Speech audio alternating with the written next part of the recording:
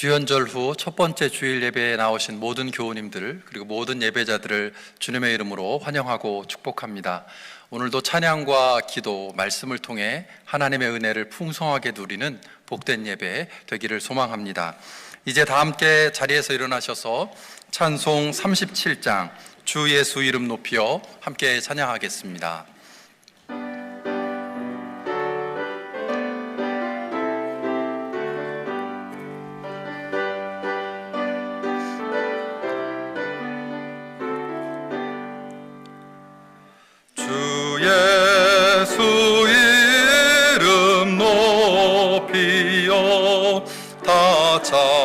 찬양하여라 다 찬양하여라 금멸관을 들여서 만유의 주를 찬양하세 찬양 찬양 찬양 만유의 주 찬양 주 예수 당한 고난을 못 잊을 죄이나 내 귀 법에 바쳐서 만유의 주 찬양하세 찬양 찬양 찬양 만유 주 찬양 이 집 위에 거하는 온 세상 사람들 온 세상 사람들 그 큰 위엄 높여서 만유 주를 찬양하세 찬양 찬양 찬양 유의 주 찬양 주 믿는 성도 다 함께 주 앞에 엎드려 주 엎드려 무궁한 노래 불러서 만유의 주를 찬양하세 찬양 찬양 찬양 만유의 주 찬양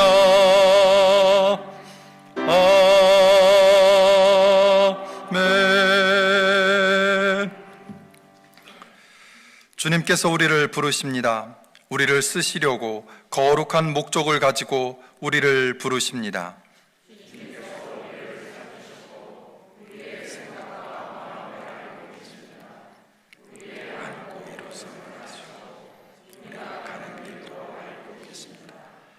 주님의 지혜는 풍부하셔서 우리의 이해를 뛰어넘고 주님의 성실하심은 우리를 지키십니다. 우리를 부르신 주님을 찬양합니다. 할렐루야. 자리에 앉으셔서 마음을 모아서 회중의 공동기도 하나님께 한 목소리로 올려드리겠습니다. 사랑의 주님, 우리의 생각과 이해를 넘어 주님을 더욱 깊이 알게 하소서. 날마다 주님과 동행하는 일상 속에서 주님의 뜻을 깨닫게 하소서. 거짓과 탐욕을 버리게 하시고 깨끗한 마음으로 주님의 거룩함을 본받게 하소서. 성령님께서 늘 함께 하셔서 인도하시고 지켜주소서.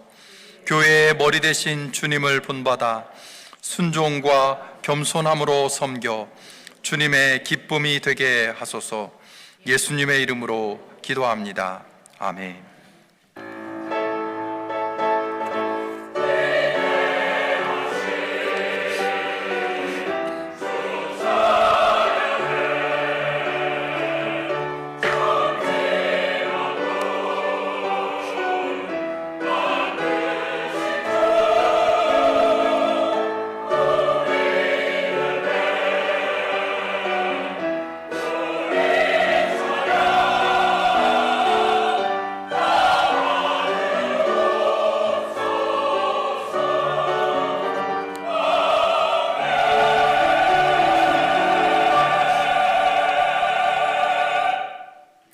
은혜로우신 하나님 감사합니다.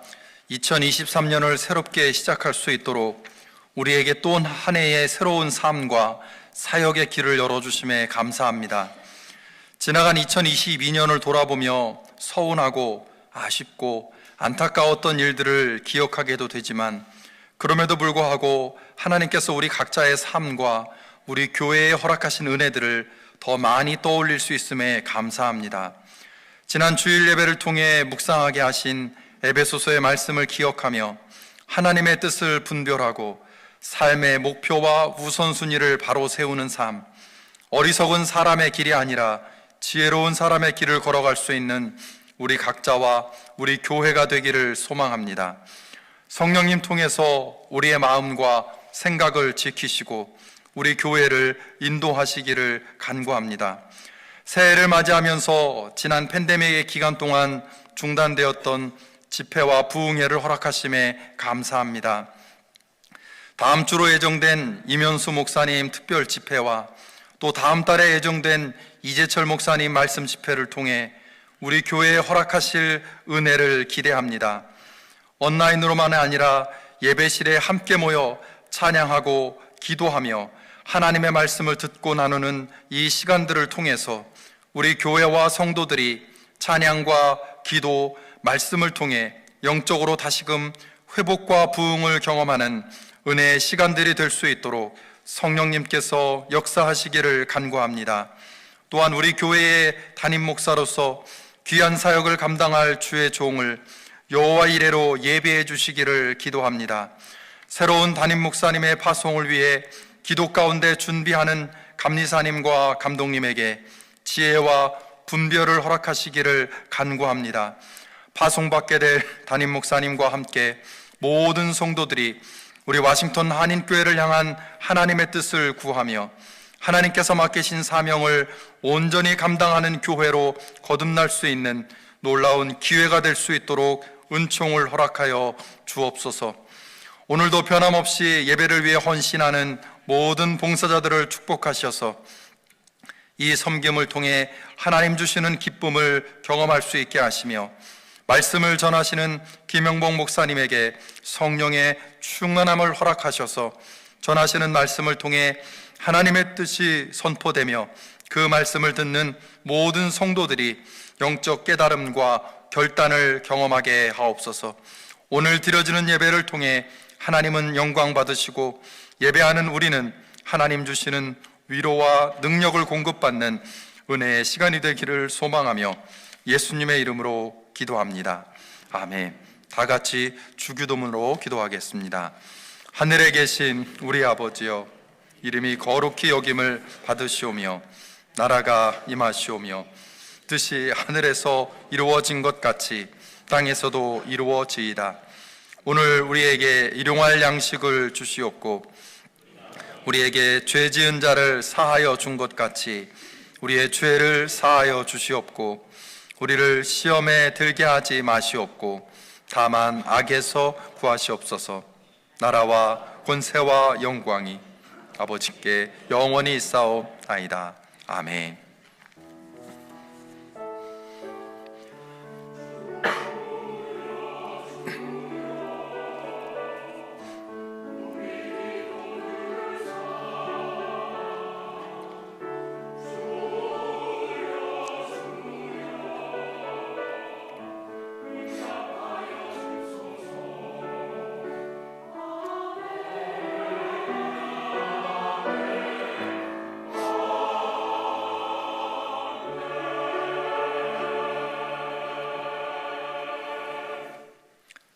이제 자리에서 일어나셔서 다 함께 찬송가 304장 그 크신 하나님의 사랑 찬양하겠습니다.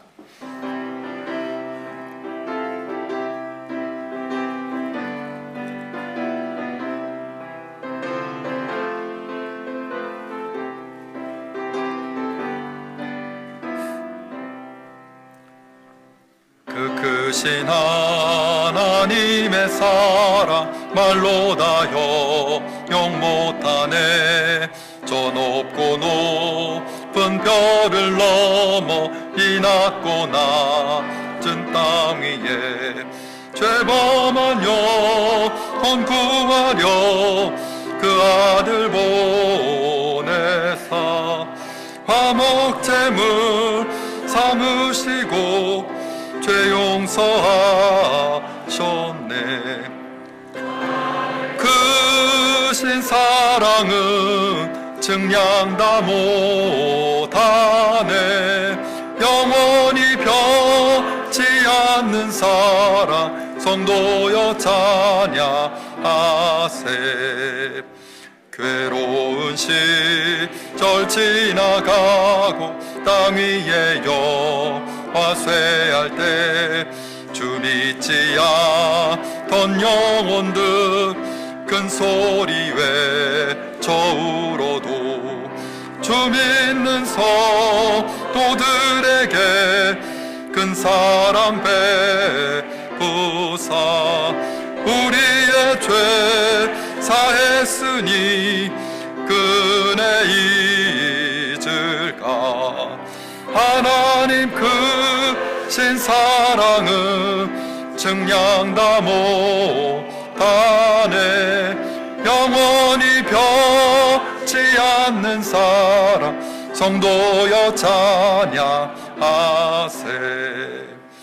하늘을 두루마리 삼 바다를 머물 삼아도 한없는 하나님의 사 다 기록할 수 없겠네. 하나님의 크신 사랑 그 어찌 닿을까. 저 하늘로 비싸도 채우지 못하리. 하나님 크신 사랑은 증량다 못하네. 영원히 변치 않는 사 성도여 찬양하세. 이제 자리에 앉으셔서 함께 하나님의 말씀 보시겠습니다. 오늘 우리에게 주시는 하나님의 말씀은 구약 성경 아가서 8장 13절과 14절의 말씀입니다. 아가서 8장 13절 14절 말씀을 봉독하겠습니다. 동산 안에서 사는 그대, 동무들이 귀를 기울이니 그대의 목소리를 들려주어. 이미여 노루처럼 빨리 오세요. 향내 그윽한 이 산의 어린 사슴처럼 빨리 오세요. 이는 하나님의 백성을 위한 하나님의 말씀입니다. 아멘.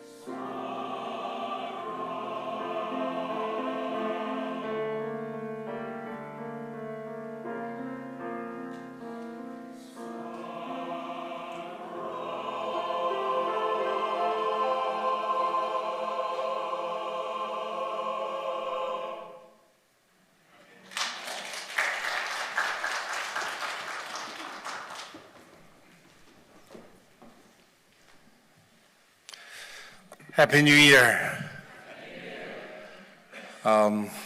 지난주 목회 칼럼을 기억하시는 분들은 안 온다더니 왜 또 왔나? 지난 12월 초에 우리 김종남 목사님 만나서 1월부터는 안 오겠습니다. 그렇게 얘기를 했더니 황소 같은 큰 눈의 눈동자가 갑자기 초점을 잃으면서 우시려고 해요. 그래서 그러면 전 어떡합니까? 그래서 그러면 한 달에 한 번만 와서 도와드리겠다고. 지난해는 교우들을 위해서 왔고 이제 앞으로 새해에 한 달에 한 번 오는 거는 김종남 목사님 도와드리기 위해서 오는 것입니다. 혹시 제가 오는 게 불만인 분들은 김종남 목사님 블레임하시고 혹시 다행이다 싶은 분들은 김종남 목사님께 감사를 해주시기 바랍니다. 새해를 맞으면서 사람들이 하는 것 중에 하나가 새해 결심입니다. 영어로는 New Year Resolution이라 그렇게 부르지요.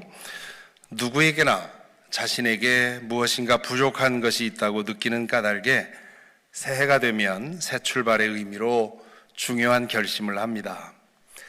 여러분의 새해 결심은 무엇입니까? 통계를 보면 새해 결심의 대상으로 가장 인기 있는 것은 역시 살 빼기입니다. CDC의 통계에 의하면 현재 미국인의 41%가 비만 상태에 있다고 하죠.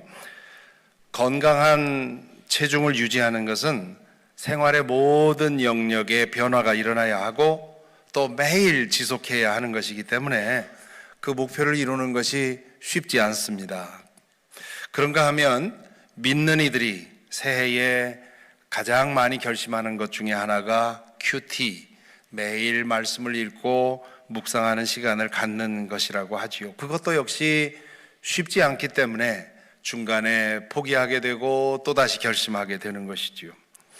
새해가 되면 이런저런 결심을 하고 그것을 행하기 위해 노력하는 이유가 무엇입니까? 우리의 삶을 조금이라도 행복하게 만들기 위함입니다. 불행해지는 것은 결심하지 않아도 됩니다. 죄에 물든 우리의 본성은 그대로 두면 불행으로 기울어지게 되어 있습니다.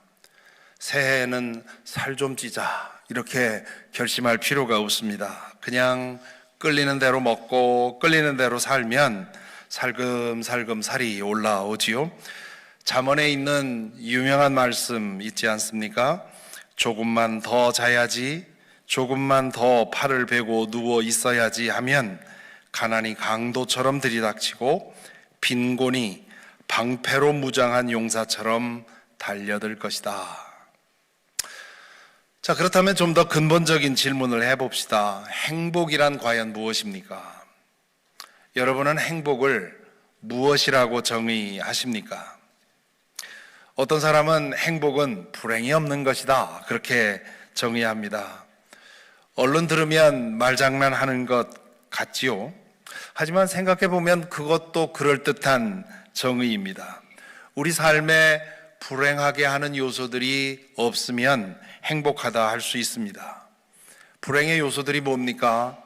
질병, 장애, 사고, 상실, 이별, 가난, 실직, 실패 같은 것 아닙니까? 이런 일들 가운데 하나라도 발생하면 우리의 행복은 위태로워집니다. 그러니 불행이 없는 상태가 행복이다라는 말이 되는 것처럼 보이지요. 하지만 꼭 그런 것도 아닙니다. 어떤 사람들은 불행의 조건을 여러 개를 가지고 있으면서도 행복하다고 말하지요. 또 불행의 요소가 없다고 해서 자동적으로 행복하다고 그렇게 느끼지는 못합니다. 여러분 주변에 불행의 요소 하나 없는 그런 사람 있을 것입니다. 그분들에게 당신은 지금 행복합니까? 라고 물으면 물론 그렇다고 답할 분들도 계시겠지만 그렇지 않다고 답할 사람들도 많이 있을 것입니다. 성서의 가르침에 근거해서 행복이 무엇인가를 정의를 내리라고 한다면 저는 사랑이라고 답하려고 합니다. 좀 더 정확하게 말하면 사랑하고 사랑받는 것이 행복입니다. 내가 누군가에게 사랑받고 있다는 사실만큼 우리를 행복하게 만드는 것이 없습니다. 또한 내가 전심으로 순수하게 wholeheartedly 누군가를 혹은 무엇인가를 사랑할 때 우리는 그 안에서 행복감을 느낍니다. 왜 그럴까요? 성서적으로 보면 하나님은 우리를 사랑받을 대상이자 사랑하는 존재로 만들어 주셨기 때문입니다. 인간은 근원적으로 사랑받기 위해 지어진 존재입니다. 그리고 그 사랑으로 다른 존재를 사랑하도록 지어졌습니다. 우리를 지으신 창조주 하나님은 그 본성이 사랑이십니다. 사랑이신 그분에게 나올 것은 사랑밖에 없습니다. 그래서 아무도 사랑할 대상이 없고 아무도 사랑해 줄 사람이 없다 싶으면 정말 불행을 느끼는 것이지요. 버림받았다는 느낌, 배신당했다는 느낌, 외롭다는 느낌은 인간으로서 견디기 가장 어려운 불행의 감정입니다. 자, 그렇다면 사랑이란 무엇입니까? 내가 누구를 사랑한다 혹은 내가 누구에게 사랑받는다 할 때 무슨 뜻으로 우리는 그렇게 말하고 있습니까? 알고 보면 사랑이라는 말처럼 흔히 사용되는 말이 없고 사람마다 달리 사용하는 말도 없습니다. 어떤 사람은 웬만큼 호감을 느끼면 사랑한다고 말하고 또 어떤 사람은 자신이 규정한 어느 수준에 이르지 못하면 사랑이 아니라고 생각을 합니다. 저는 왠지 후자에 속하는 사람이 되어버렸습니다. 웬만해서는 사랑이라는 말을 사용하기가 좀 주저됩니다. 제 스스로 저의 감정이 제가 생각하는 사랑이라는 감정에 못 미친다고 생각하는 것 같습니다. 제가 제 교우들에게 토요일이면 간단히 목회 서신을 쓰는데요. 그때 첫 시작을 사랑하는 교우님께 그렇게 시작을 합니다. 처음 이 말을 쓰는데 저에게는 상당한 용기가 필요했습니다. 저는 그 사람을 위해서 정말 내 가장 귀한 것까지 내어줄 수 있어야 사랑이라고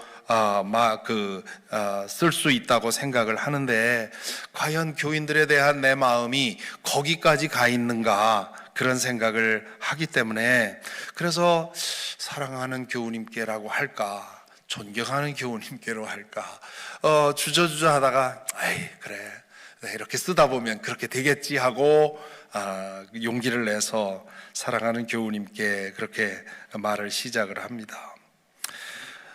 여러분은 어떻습니까? 여러분이 내가 사랑받고 있구나 라는 생각을 할 때는 언제입니까? 어떤 감정이 들 때 여러분은 다른 사람을 향해 I love you 그렇게 말을 하십니까? 아마 이 질문으로 설문조사를 한다면 대답이 다양해질 것입니다.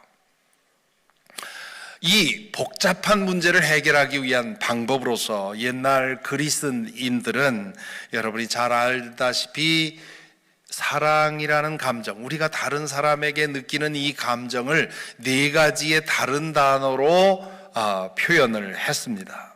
사랑은 하나의 단어로는 규정되지 않는 것이라는 뜻이지요. 아가페는 뭡니까? 상대방을 무조건적으로 품는 태도를 가리킵니다. 그가 어떤 사람이든 나에게 무슨 행동을 했든 그 사람을 환대하고 인내하고 품는 사랑입니다. 이것은 감정적인 사랑이 아니라 그 사람을 어쨌든 끝까지 사랑하겠다는 의지요 선택입니다. 우리는 누군가가 우리를 이렇게 사랑해 주기를 소망합니다. 그렇지만 이렇게 사랑할 사람은 이 사람 중에는 아무도 없습니다. 그래서 이런 사랑은 오직 신에게만 있다고 생각을 합니다. 둘째는 스톨게라고 하는 건데요. 이것은 부모와 자녀 혹은 친구 사이에 생겨나는 애정을 가리킵니다. 이 감정은 자연적으로 생겨나고 때로 상대방이 그 감정을 배반해도 여전히 사랑하도록 애씁니다. 그것이 가족 간의 사랑이고 형제 간의 사랑이고 그렇지요. 셋째는 필리아라고 하는 것인데요, 다른 사람에 대해서 가지는 호감을 말합니다. 이 호감이 우정으로 발전을 합니다. 그리고 간혹 이 우정이 성적인 사랑으로 이어지기도 합니다. 그리스도인들 중에는 이 사랑으로 발전된, 육체적인 사랑으로 발전된 우정이 가장 고매한 사랑이라고 하는 그런 생각을 하는 사람들도 있었습니다. 넷째는 에로스인데요, 이것은 상대방에 대한 강력하고 열정적인 감정을 가리킵니다. 이 감정은 상대방과의 친밀한 관계를 추구합니다. 이성 간의 성적인 사랑이 이 에로스의 대표적인 케이스지요. 그런데 이 사랑은 깨어지기 쉽습니다. 자기중심적이기 때문입니다. 나의 부족함을 채우려는 몸부림이기 때문입니다.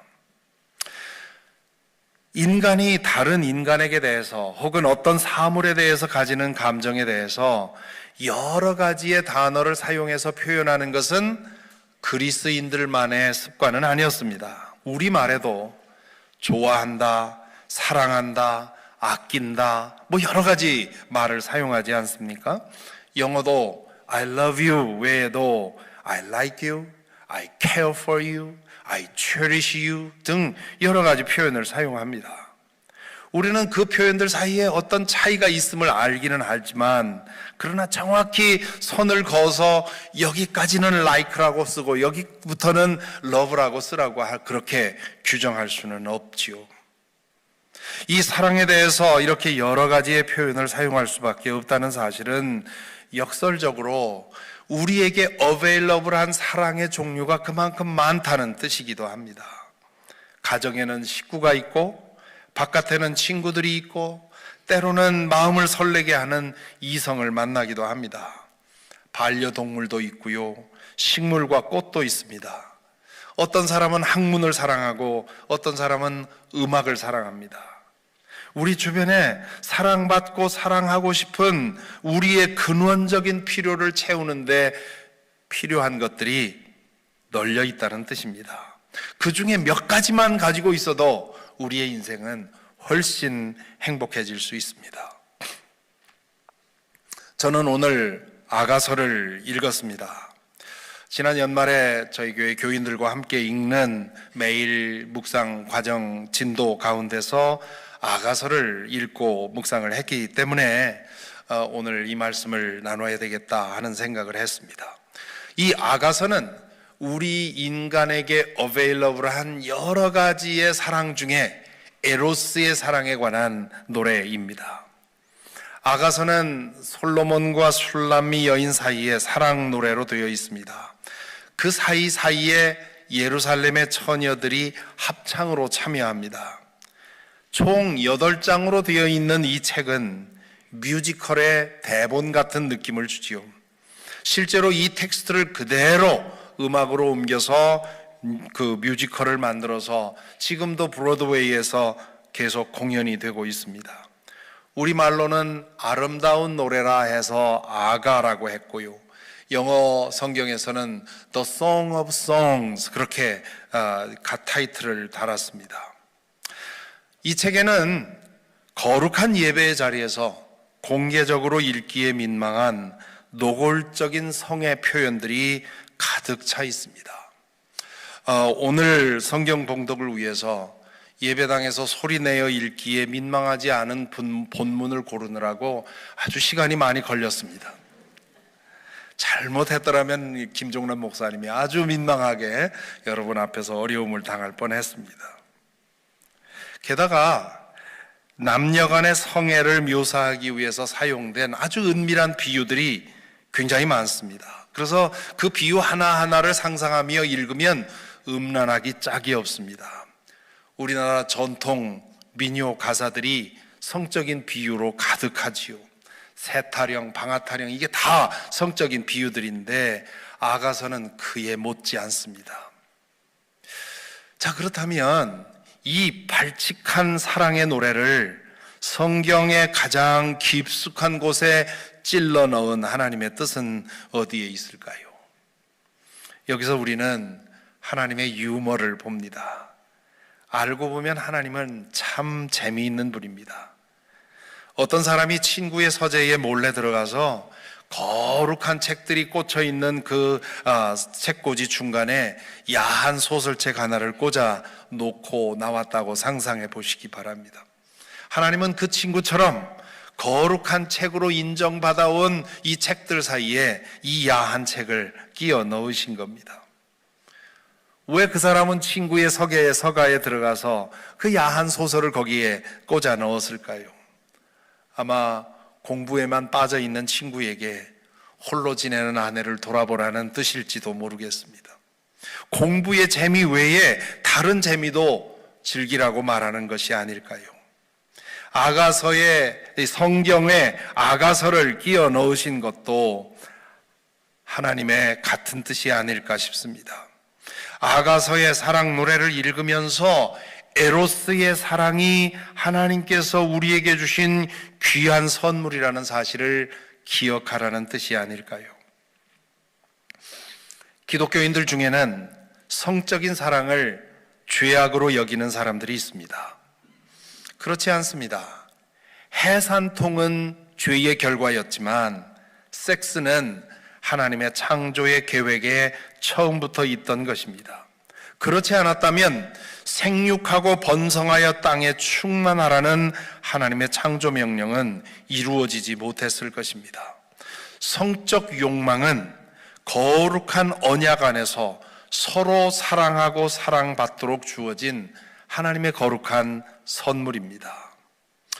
이 말씀에 근거해서 가톨릭 교회라든가 혹은 보수적인 교회에서는 섹스는 오직 임신의 목적만을 위해 허용되어야 한다고 가르치는 경우가 있습니다.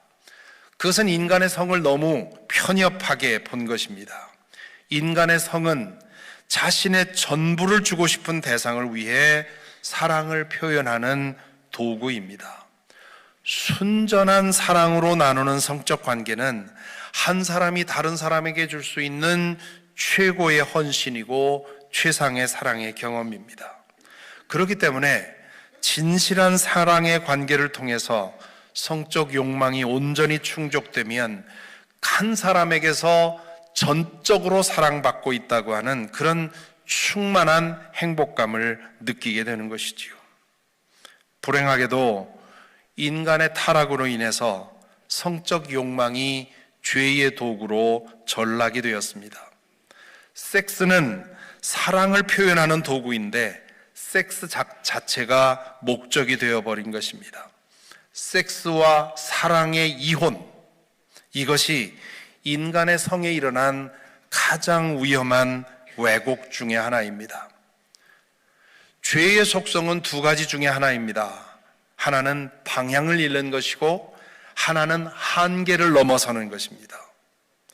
죄에 사로잡힌 성적 욕망은 부정한 욕망을 채우기 위해서 끊임없이 두리번거리면서 상대를 찾습니다.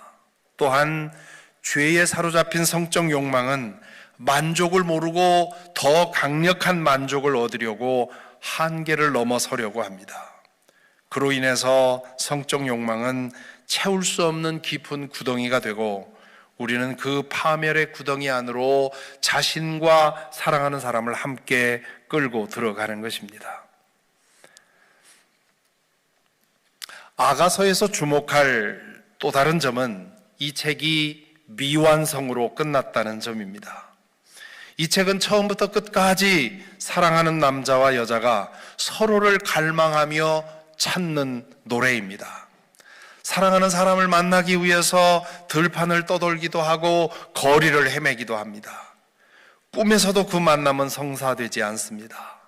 그런데 결국 이 책에 가득한 이 서로를 향한 사랑의 노래는 마지막에 가서도, 오늘 읽은 본문이 마지막 부분인데 마지막에 가서도 이루어지지 않습니다. 왜 이 뜨겁고 감미로운 사랑의 노래는 미완성으로 끝났을까요? 이 사랑이 완성되지 않았다는 사실은 무엇을 의미할까요? 남녀 사이에 성적인 사랑은 영원하지도 않고 완전하다는 뜻도 완전하지도 않다는 뜻이 아닐까요? 때로 누구를 만나 마음이 온전히 사로잡히면 그 사람과 같이 있으면 평생 온전히 행복할 것 같고 그 사랑은 영원할 것 같은 생각을 합니다. 그런 생각 때문에 어떤 사람은 사랑하는 가족을 버리기도 하고 인생을 바치기도 합니다. 그 사랑에 사로잡혀 있는 동안에는 그것이 전부처럼 보이기 때문입니다. 그래서 아가서 8장에 보면 이 여인이 사랑하는 남성을 생각하면서 이렇게 노래하지요. 사랑은 죽음처럼 강한 것, 사랑의 시샘은 저승처럼 잔혹한 것, 사랑은 타오르는 불길, 아무도 못 끄는 거센 불길입니다. 바닷물도 그 사랑의 불길을 끄지 못하고 강물도 그 불길을 잡지 못합니다. 하지만 이 불길은 머지않아 시커먼 재를 남기고 꺼져버립니다. 누군가의 마음을 영원히 설레게 하고 불타게 할 만한 대단한 사람은 존재하지 않습니다. 설사 그런 사람이 존재한다 해도 우리의 마음은 결국 그것에 물리게 되어 있습니다. 죄성에 물든 우리의 마음에 가장 중요한 그 증상 중에 하나가 권태를 느낀다는 것입니다. 아무리 좋은 것을 맛보고 아무리 좋은 것을 가져도 결국 권태를 느끼게 돼 있는 것이 우리 인간의 본성입니다. 아가서는 한 남자와 한 여자가 나눌 수 있는 가장 순수하고 뜨겁고 황홀한 사랑의 모습을 보여줍니다. 그 노래를 읽고 상상하면 우리는 나에게도 그런 사랑이 한 번쯤 있기를 소망하게 되지요. 동시에 아가서는 아무리 뜨겁고 황홀하고 아름다운 사랑도 결국은 식어진다는 사실을 기억하게 해줍니다. 활활 타오르는 사랑의 불길에 속아서 자신의 인생을 던지지 말라는 뜻입니다. 그런 사랑이 나타나면 감사히 받아 누리지만 그 사랑은 결국 식어버릴 것이고 마침내 끝나게 되어 있습니다. 반면 그런 사랑을 얻지 못했다 해도 크게 아쉬워하지 말라는 뜻이지요. 그것은 한순간에 꾸는 꿈과 같기 때문입니다. 성적인 사랑은 인생 여정에서 발견할 수 있는 여러 가지 사랑 중에 하나라는 것이지요. 따라서 행복하게 살기 위해서는 하나의 사랑에 목을 메고 집착할 것이 아니라 우리에게 지금 어베일러블한 사랑을 가꾸고 소중히 여기고 키워 나가야 합니다. 우리가 사랑받고 사랑할 대상이 가까이 있는데 그것은 무시하고 멀리에서 대단한 사랑만 찾는다면 결국 이 남녀처럼 결국 꿈을 이루지 못하고 허망하게 인생을 끝낼지도 모릅니다. 가까이에 있는 작은 사랑을 가꾸어 가다 보면 멀리에서 오는 큰 사랑이 혹시 있을지도 모릅니다. 하지만 그런 걸 얻지 못해도 상관이 없습니다. 가까이에 있는 작은 사랑들로 하루하루를 행복으로 채우는 것은 얼마든지 가능합니다. 이 땅에서 우리가 발견할 수 있는 사랑은 그 어느 것도 완전하지도 영원하지도 않습니다. 누구를 향한 사랑이든 누구에게서 받는 사랑이든 그 사랑에는 결함이 있고요. 잠시 있다가 사라지는 것입니다. 우리는 어쩔 수 없이 불완전한 사랑에 의존해서 우리의 내면의 갈증을 채우며 살아갈 수밖에 없습니다. 아무리 만족스러운 사랑이라도 결국은 떠나보내야 한다는 사실을 기억해야 합니다.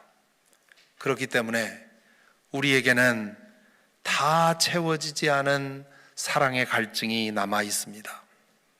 그것이 인간이면 누구나 가지게 되는 실존적 불안의 원인입니다. 그 채워지지 않는 갈증은 우리로 하여금 하나님을 바라보게 만듭니다. 저 옛날 그리스 사람들이 아가페라는 이름으로 불렀던 그 사랑에 우리는 모두 목말라 합니다. 사람에게는 찾을 수 없는 무조건적인 사랑, 결함 없는 완전한 사랑, 영원한 사랑, 그 사랑에 우리는 목말라 있습니다. 그런 사랑을 갈망합니다. 사람들에게서 그런 사랑을 찾을 수 없기에 우리는 더욱 목말라 합니다. 사람에게서 사랑의 배신을 받을 때마다, 사랑에 실망할 때마다 우리는 더욱 그런 사랑을 찾습니다. 왜 우리는 인간에게서는 찾을 수 없는 이 아가페의 사랑을 갈망하고 있는 것일까요? 이 점에 대해서 C.S. 루이스가 한 말이 있습니다. 인간이 무엇인가를 갈망하고 추구하는 것은 과거에 그것을 경험해 보았기 때문이라고 말합니다.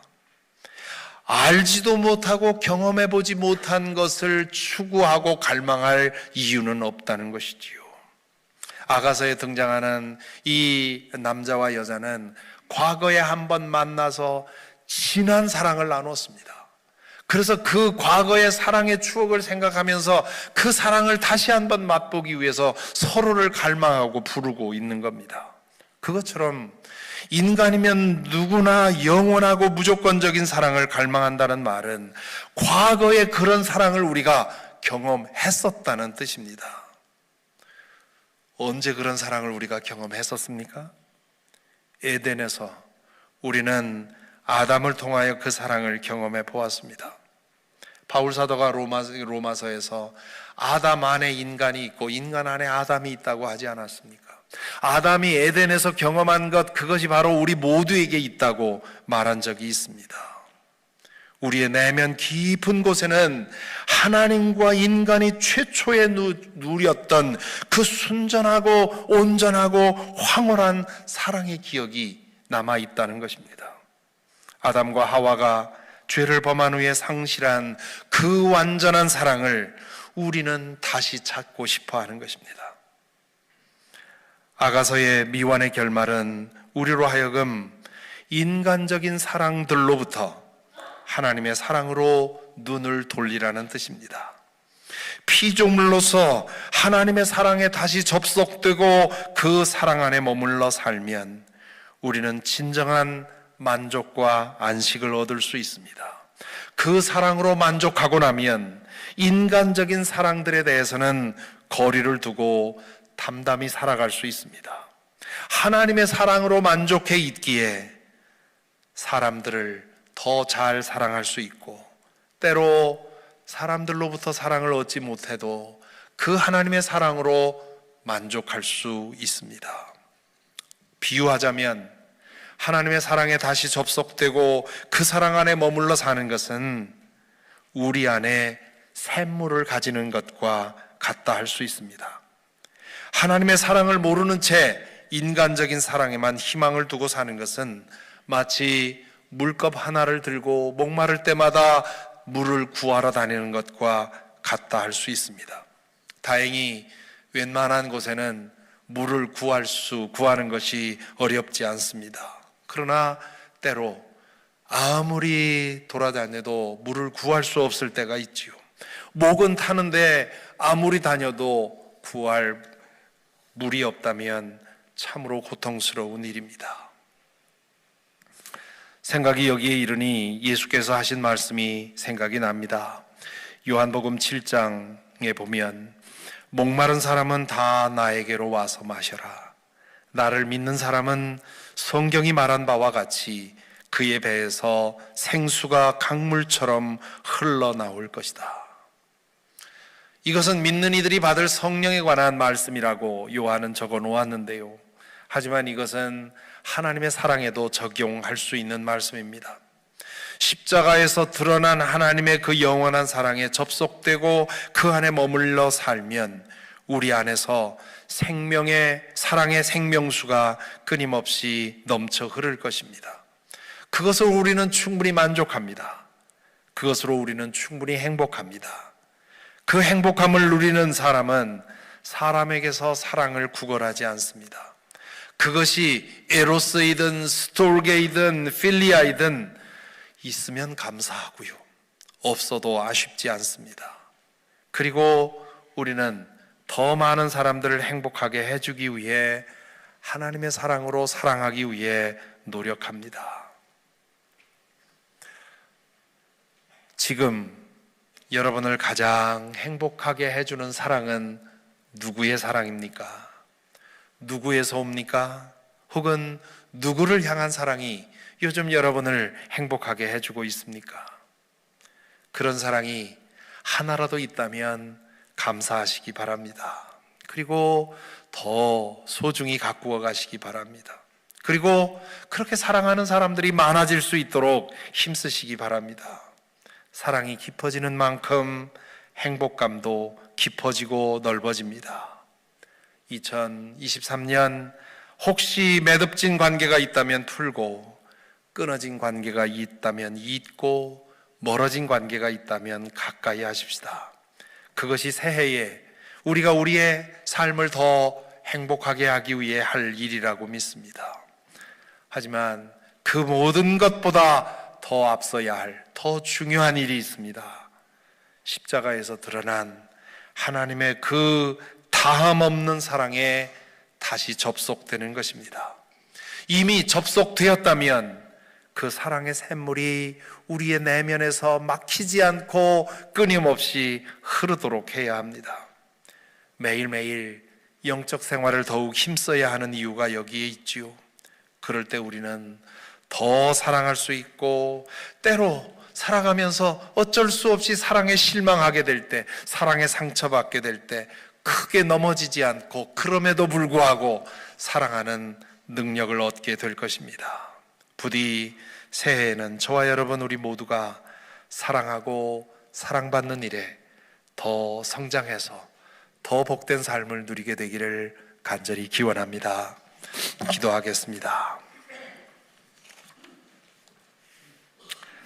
이 시간 잠시 묵상 가운데 내가 누구를 사랑하고 있는지, 내가 누구에게서 사랑받고 있는지 돌아보시기 바랍니다. 혹시 나에게 정말 귀한 사랑이었는데 깨어지거나 끊어지거나 혹은 매듭진 사람이 있습니까? 주님께서 그 매듭을 풀어주시고 그 끈을 이어주시고 다시 사랑받고 사랑하는 그 일이 회복될 수 있도록 기도하십시다. 그러나 무엇보다 이 새해에는 하나님의 그 조건 없는 무한한 사랑, 그 사랑에 머물러 살기를 힘쓰겠습니다. 나를 도우시옵소서. 하나님의 사랑에 만족해서 사람의 사랑에 목매여 살지 않게 하시고, 사랑에 실패하더라도, 사랑에 상처받더라도 흔들리지 않고 걸어갈 수 있는 그런 사랑의 실력자가 되게 하옵소서. 기도해야 되겠습니다. 시간 여러분 각자의 사정에 맞게 잠시 기도하겠습니다.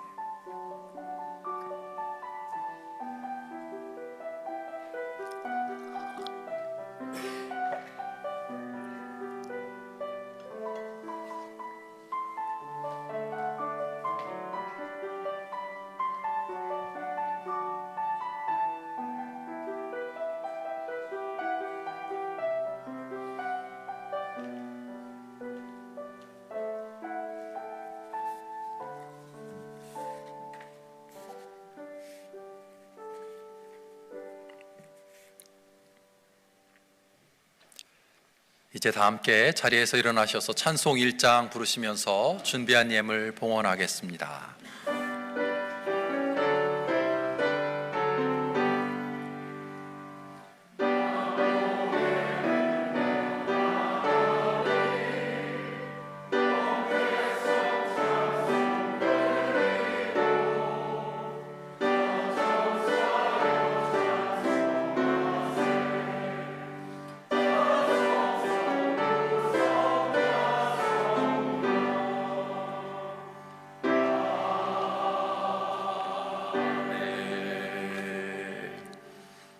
자리에 앉으셔서 봉헌기도 드리겠습니다.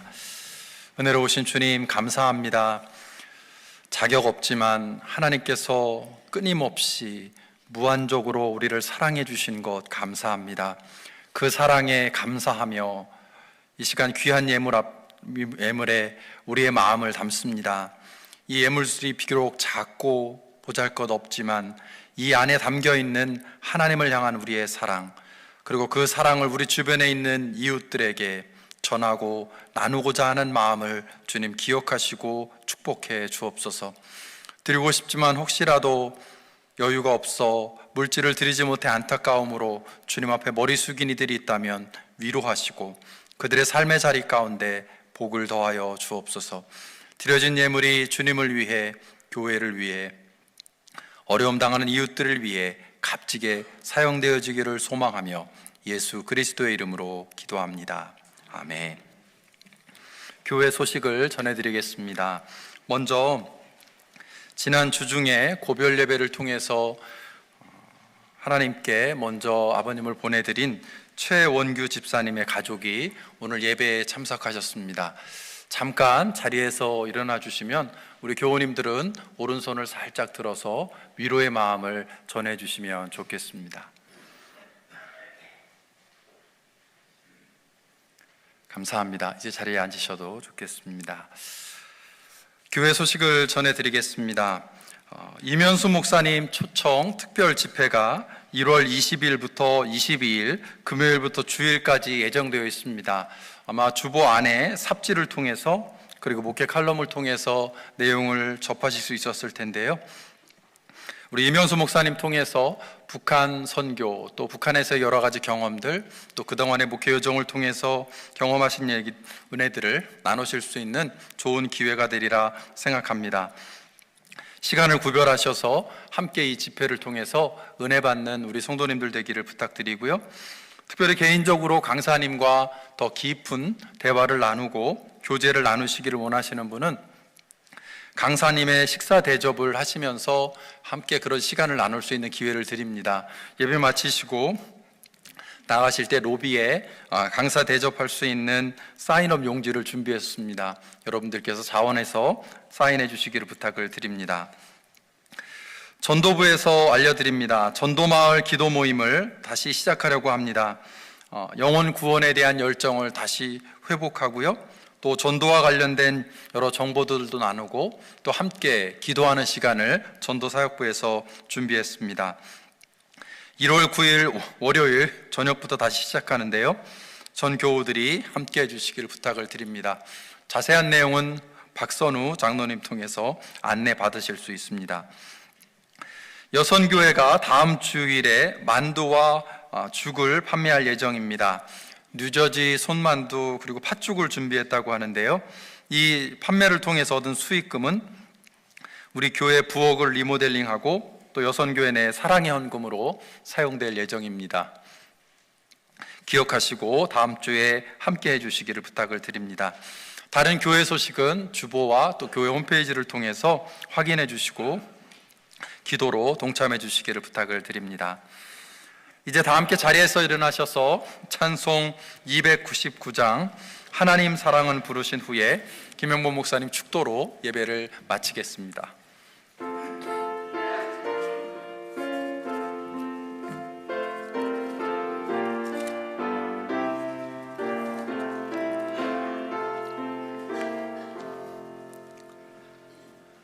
하나님 사랑은 온전한 참사랑 내 맘 부어주시사 충만케 하소서. 내 주 햇빛과 같으니 그 사랑 내게 비추사 뜨겁게 하소서.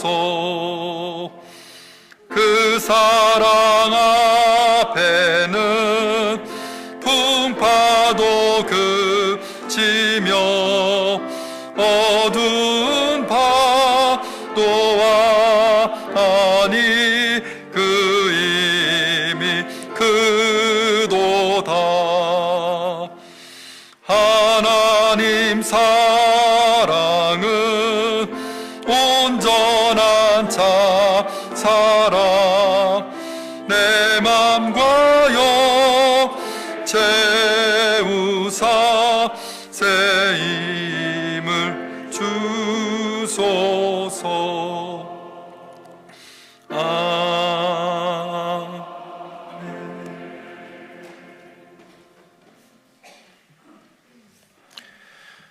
이제는 성부, 성자, 성령, 삼위일체 하나님의 은혜가 고개 숙인 모든 성도들에게 함께 하셔서 예수 그리스도를 통해 드러난 하나님의 그 영원하고도 온전한 그 사랑을 체험케 하여 주시옵시고, 그 사랑 안에 머물러 살아 이 세상을 살 때 사랑으로 채우고 또한 사랑을 발견하는 귀한 복된 삶이 되도록 인도하여 주시옵기를 간절히 축원하옵나이다. 아멘.